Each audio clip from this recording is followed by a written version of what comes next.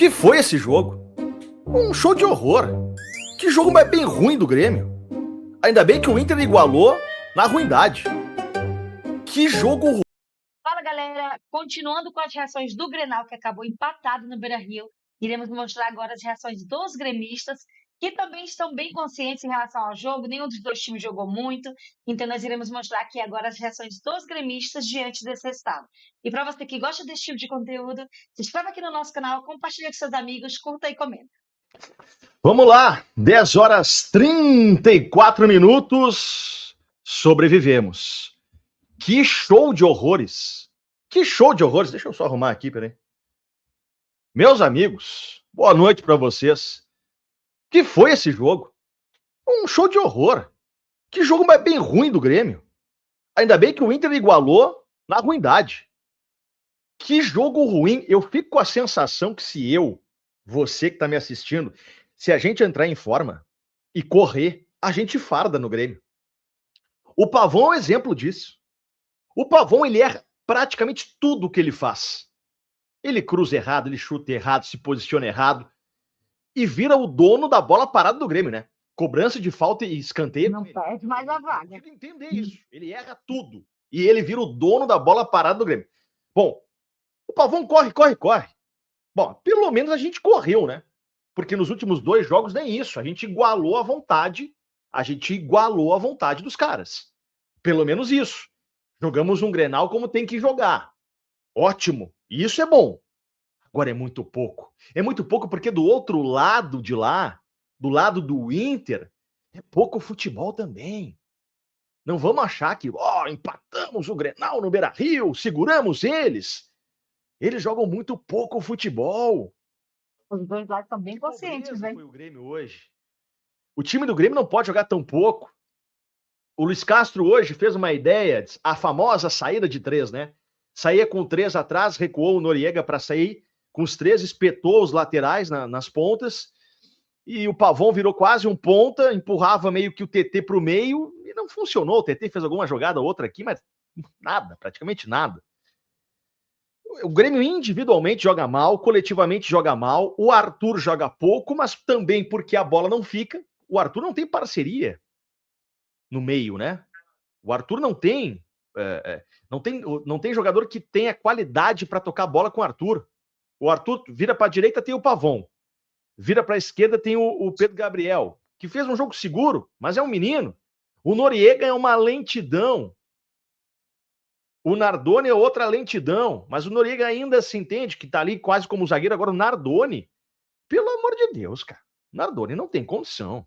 Barbaridade. Olha, que jogo ruim do Grêmio, hein? Terminou esses últimos minutos, olha, haja coração. Alô, doutor Fernando Luquezzi. Haja coração, porque não foi brincadeira o Grêmio com um homem a menos. Empatamos o Grenal, Bruno Arleu, péssimo árbitro. Não nos deu um pênalti claro no Carlos Vinícius. Ele já havia nos sonegado um pênalti em Grêmio e Palmeiras, uma penalidade no Amuso e hoje no Carlos Vinícius.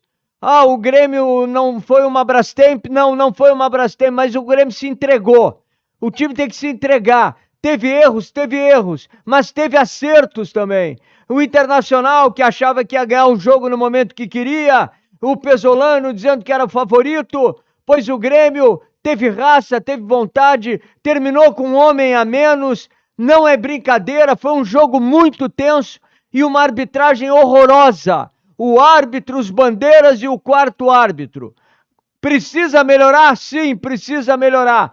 Mas pelo menos a garra, a vontade, a disposição, o Grêmio teve. Isso aí me deixa já satisfeito. Tá lá o Carlos Vinícius falando com o juiz porque ele não deu um pênalti claríssimo no Carlos Vinícius.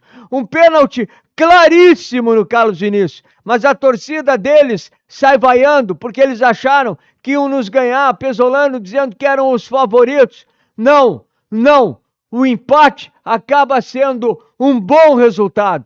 Por todas as circunstâncias, por toda a recuperação que o Grêmio precisava, acaba sendo um bom resultado.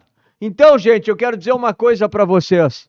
O torcedor do Grêmio está lá, tá comemorando, tá no Beira-Rio, tá vibrando, tá empolgado, porque o Grêmio consegue um ponto importante. Um ponto importante. Podia ter ganho, podia. Nos sonegaram um pênalti. O Gui Sartori quer falar, o Lucas Reis quer falar. Não. Então é aqui comigo. É aqui comigo, agradecendo ao Lucas, agradecendo ao Gui. Daqui a pouco a gente vai ter Fala aqui se vocês acharam pênalti nos comentários, galera. O Gui também vai para a zona mista. O Lucas Reis está lá. Enfim, é a nossa equipe mobilizada. Os jogadores do Grêmio, o Everton, que são os mais experientes, o Everton, Carlos Vinícius e Arthur foram reclamar do árbitro, do Bruno Arleu, principalmente da penalidade máxima não dada para o Grêmio. Penalidade máxima não dada para o Grêmio. O Grêmio teve um pênalti sonegado de novo com o Bruno Arleu. De novo. O Grêmio teve problemas? Óbvio que teve problemas. Teve dificuldades. Mas foi um Grêmio diferente. Um Grêmio aguerrido. Um Grêmio pegador. Um Grêmio que teve erros individuais. Que teve um início de jogo com problemas no meio-campo. Depois teve alguns desencontros do Gustavo Martins e do Vieri. O Vieri que acaba sendo expulso de maneira absurda, idiota.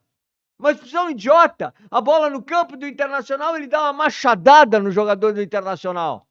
Na cara do juiz. O juiz que já é localista, vê um lance desse, mas aí qualquer juiz expulsaria. Foi uma expulsão muito clássica. Uma expulsão, aquelas chamadas de concurso. Tu tá no... Tem que expulsar. Não tinha outra alternativa. Amarelo, não. Foi muito forte. Foi violenta a falta e desnecessária. E o Grêmio fica quase 9 minutos com um homem a menos. Quase 9 minutos com um homem a menos. Aí não tem coração que aguente, eu quase enlouqueço aqui. Eu quase enlouqueço. Mas o Grêmio se entregou, o Grêmio se empenhou, o Grêmio buscou, o Grêmio dividiu. O Grêmio errou, o Grêmio acertou. Rocher fez uma defesa monumental. O nosso goleiro fez 2, 3 defesas fantásticas. Nós temos goleiro. Então, não perder o Grenal é importante. Não perder o Clássico é importante. Mas ver que nós poderíamos ter ganho. Se o seu Bruno Arleu não nos tira uma penalidade, foi clara, puxa pela camisa. Se isso aqui não é pênalti, eu não sei o que é pênalti. Se isso aqui não é pênalti, eu não sei o que é pênalti. Terminou 0-0. Nós vamos falar aqui bastante, nós vamos ler Superchat, nós vamos ler Live Pix. A Michele vai trazer, tem muitas pessoas se manifestando. Nós tivemos quase 4.000 pessoas simultâneas conosco na live. 5.000 agora. Obrigado, Michele. 5.000 pessoas estão conosco. Te inscreve, dá o like, dá o joinha, te inscreve no canal, não custa nada. Repito, o Grêmio empata um Grenal que no fim eu fiz o teste de eletrocardiograma que eu precisava. Foi muita tensão, muita pressão. O Grêmio com um homem a menos, ficou 9 minutos com um homem a menos. 9 minutos com um homem a menos. O Grêmio que teve um pênalti sonegado, sim. O Bruno Arleu não marcou uma penalidade máxima clara. O puxão em cima do Carlos Vinícius. Pênalti, muito pênalti não marcado. Mas o Grêmio precisava ter um resultado positivo. O empate é um resultado positivo. Por todas as circunstâncias, sim. Por todas as circunstâncias, o resultado acaba sendo bom. Não podia era ter perdido e não perdeu. Não podia ter perdido e não perdeu.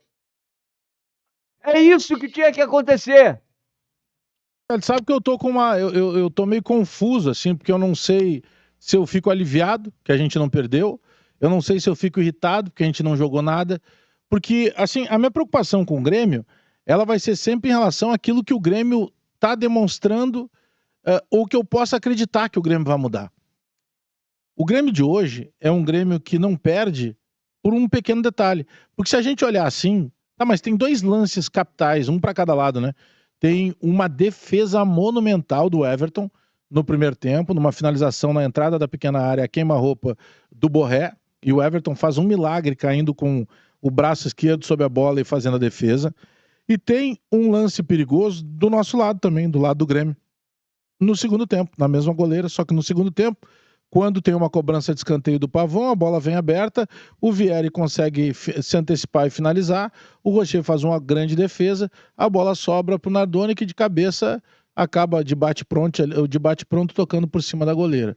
Bom, mas depois o nosso goleiro Everton trabalhou mais que o goleiro deles. A gente pode considerar também que teve algumas oportunidades completamente desperdiçadas por eles, mas aí eu crio um volume de jogo. Eles criaram mais do que a gente. Eles tiveram um pouco mais de oportunidade. Algumas finalizações fracas, como eu acabei de falar. Tem uma bola que sobe e aí o centroavante deles, que é muito fraco, o Alejandro, ao A invés bola de matar sofreu a bola, nesse e que jogo, Duncan hein? não pensou assim, que não tinha essa capacidade, ele apenas tenta cabecear, não tem o time bom da bola, a cabeçada sai sem força e o Everton defende de novo.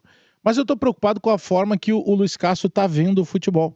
Porque quando o Luiz Castro determina o time lá com o tripé de volantes, com o Noriega, o Arthur e o Nardoni, nós imaginamos o quê? Sopa, ele vai fazer esse tripé de volantes para poder congestionar esse meio campo, até porque o Inter tinha de novo a presença do Alan Patrick, e ele vai espetar o Amuso pela esquerda, ele está apostando no TT e no Carlos Vinícius, mas esse TT vai ter uma movimentação diferente. O TT vai ser um jogador, quem sabe, para usar o termo da moda, de duplicidade de posicionamento. Né? O TT vai ser o cara ora por fora, ora mais por dentro tentando a jogada. E até uns 15 minutos do primeiro tempo isso aconteceu, talvez um pouco, 13, 14, 15 minutos. O TT tem uma jogada até que ele vai por dentro, ele faz a triangulação, estica na profundidade de campo, o Pavão depois da triangulação vai à linha de fundo e tenta o cruzamento. E aí eu me iludi, só acho que agora vai acontecer. Depois disso o TT resolveu desaparecer. O que o Grêmio errou de passe, o jogo sofrível que fez o Gustavo Martins, porque tem momentos que os ataques ou os contra-ataques do Inter, eles eram montados pelo nosso erro defensivo. Nós passávamos a bola para que o adversário pudesse ir adiante.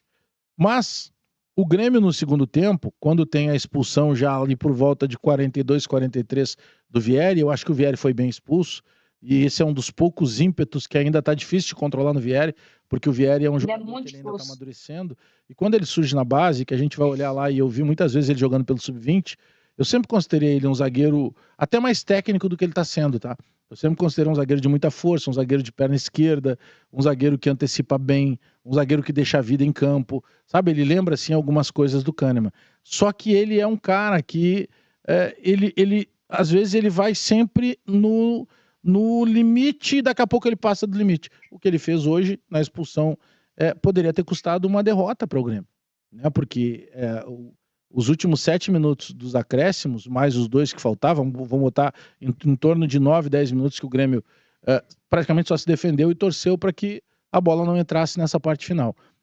Para o Campeonato Brasileiro, não é de todo ruim o empate. É que tem um acúmulo de coisas, e aí a gente vai...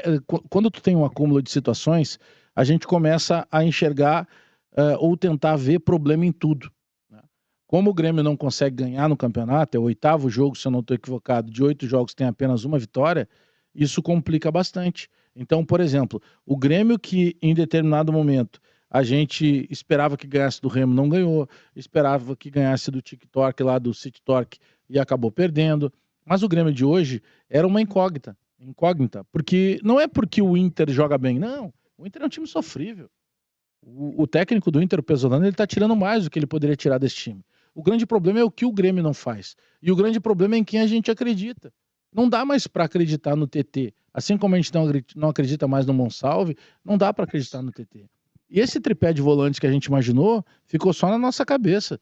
Porque o que fez o Luiz Castro? Ele baixou o Noriega para jogar entre a dupla de zagueiros. O Noriega foi um líbero, um zagueiro da sobra, o zagueiro que ficava praticamente buscando essa bola do goleiro para transformar em algo bom na linha de volantes. O Arthur hoje, ele não faz um jogo brilhante, como ninguém fez, mas o Arthur foi um cara que defendeu, que tirou bola de cabeça, que deu muito mais combate do que normalmente ele está acostumado. O Nardoni é um jogador que é difícil de acreditar que ele possa fazer algo a mais, porque o Nardoni é um jogador de combate. mas me venderam uma ideia que o Nardoni era um jogador que tivesse um pouco mais de qualidade. A bola não chega no Carlos Vinícius. Quando chega, o Carlos Vinícius também, por vezes, ele está, de certa forma, sendo facilmente marcado, ele tem uma dificuldade de fugir dos zagueiros, mas é um fato de que a bola chega para ele poucas vezes. Por quê? Porque no esquema do Luiz Castro, o Luiz Castro abre mão dos meias, e eu não acredito em futebol sem meias. Sinceramente, eu não acredito. Eu acredito em futebol que tenha uma tentativa, pelo menos, de organização, um futebol que tenha um jogador para pensar, para planejar o jogo, uma bola que possa passar de uma maneira mais tranquila e, inclusive, o meia, ele serve para aproximar os setores. Ele não consegue fazer isso, Luiz Castro. Repito, o Inter não jogou tão mais do que o Grêmio, mas o Inter teve mais volume de jogo. O Inter não finalizou tão brilhantemente contra o gol, com exceção do chute do Borré, que defendeu o Everton, mas o Inter criou mais, o Inter chegava com mais facilidade na frente da grande área do Grêmio. Eu estou preocupado com a falta de ímpeto, com a falta de imposição e com a falta de bola do Grêmio.